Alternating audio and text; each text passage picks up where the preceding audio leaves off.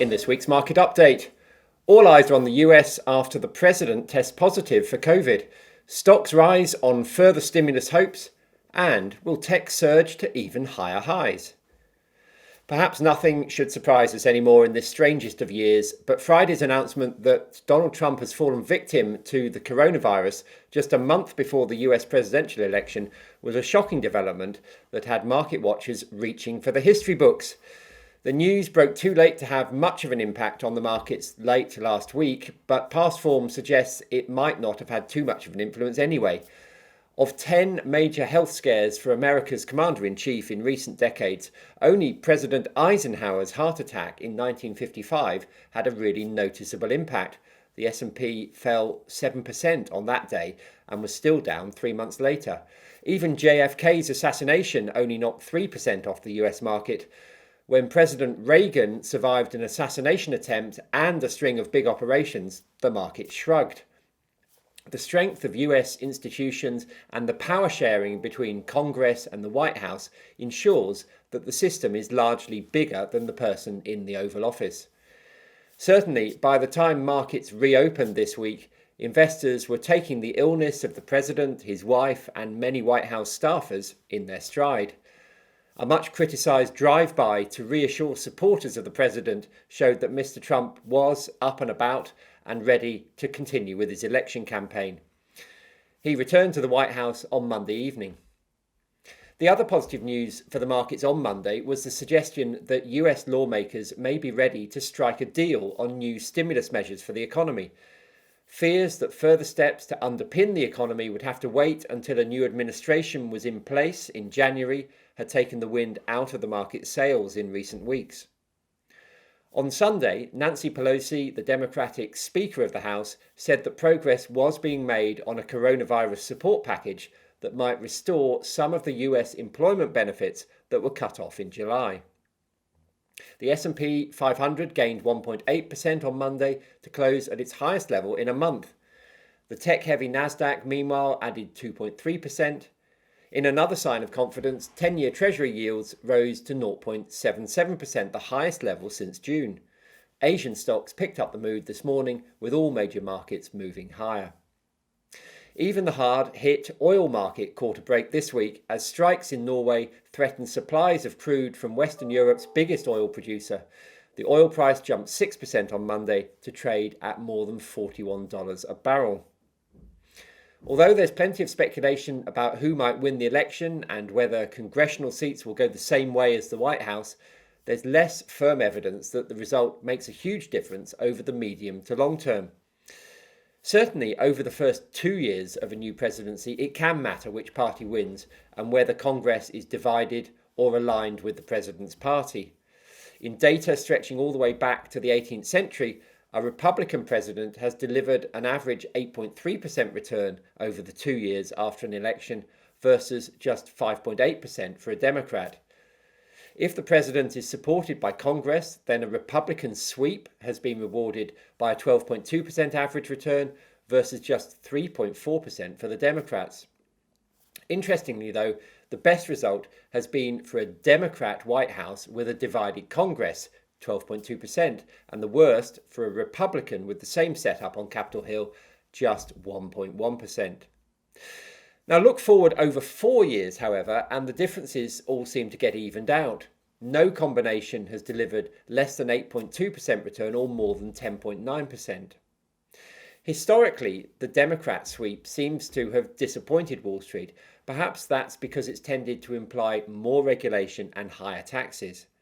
Now, this might seem to be a valid concern this time around too, on the basis of Joe Biden's stated policy agenda.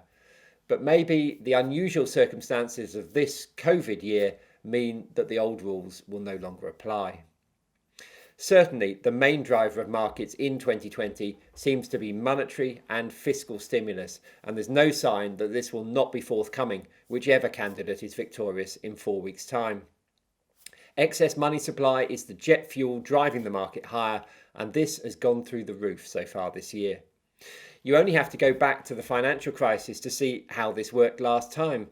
The market's price-earnings ratio nearly doubled from 8.5 to 15.2 on the back of a 12% rise in liquidity. This time around, the market multiple has doubled again, albeit from a higher starting point of 12.8. But this has been on the back of more than twice as much liquidity. You might even ask on that basis why the market has not gone even higher. The key longer-term driver of markets, of course, is earnings. Share prices always anticipate higher earnings, which is why valuations soar during a downturn. Prices move first and then they wait for earnings to catch up. And this is why the third quarter earnings season, which kicks off in a week or two, will be so interesting for investors. Second quarter earnings were a lot better, or rather a lot less bad than feared. The expectation is that the same thing will happen during the third summer quarter too. On the other hand, with share prices back close to their all-time highs, maybe it will need to. The rally to new highs for the stock market has obviously been driven to a large extent by the technology sector, which had a tough run in September as investors booked some of the strong profits they had made in the sector since March.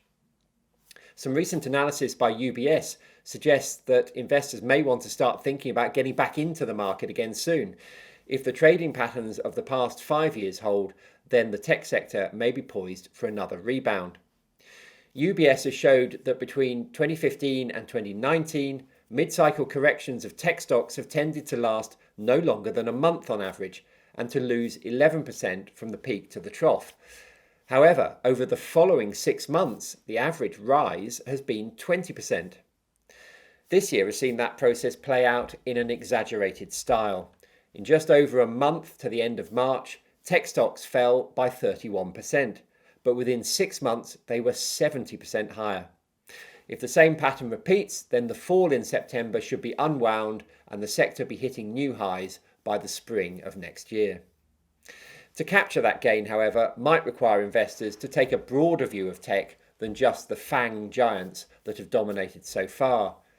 Other companies exposed to big secular trends like cloud computing, big data and 5G are also riding a wave, but they're not yet saddled with the sky-high ratings of those biggest companies. How long the market's buoyancy can last may well depend on when investors move on from their focus on short-term stimulus and start to focus on the longer-term consequences of that central bank and government largesse.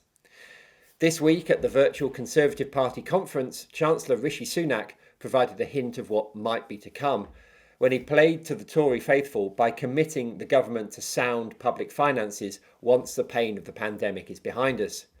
He used his keynote speech to speak about the party's sacred responsibility to strong public finances and warned of difficult choices ahead, seen as code for tax rises on the wealthy. Mr. Sunak is able to offer unpalatable messages for now, enjoying as he does a net satisfaction rating among Conservative Party activists of plus 81. That's way ahead of the Prime Minister or indeed anyone else in the Cabinet. The Chancellor's fiscal orthodoxy puts him in opposition to the International Monetary Fund, which this week issued a call to the governments of rich countries to worry less about public debt and to instead use historically low borrowing costs to fund increased spending on infrastructure to spark an economic recovery. Now, were governments to do this and to ensure that the cost of borrowing to pay for that spending stays low by artificially suppressing interest rates, they will be following a long-established playbook. Back in the 1940s, as the US came out of the Depression and looked to finance a huge war effort, the Federal Reserve increased its balance sheet tenfold. During this period, it kept interest rates, however, at around 1%, even as inflation soared. And that is perhaps the thing that will ultimately derail the markets. If trillions is indeed spent on fiscal stimulus, facilitated by lower for longer interest rates, then it seems likely that inflation will follow in due course. And that, in turn, might be the trigger for the long-awaited rotation from growth stocks to value and for real assets like gold, property and commodities to have their day.